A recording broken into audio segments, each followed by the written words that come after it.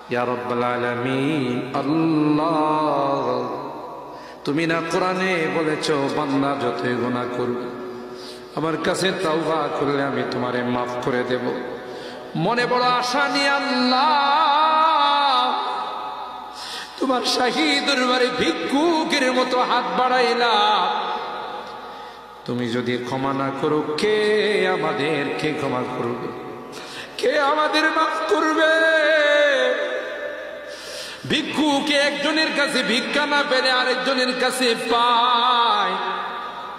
এক দুয়ার থেকে বিতাড়িত হলে আরেক দুয়ারে যায়। তোমার দরবার থেকে যদি মাহরুম হয়ে যায়, বিতাড়িত হয়ে যায়, কার কাছে যাব? কে আমাদেরকে ক্ষমা করবে? মালিক রে, কাঙ্গালের মতো হাত বাড়াইলাম।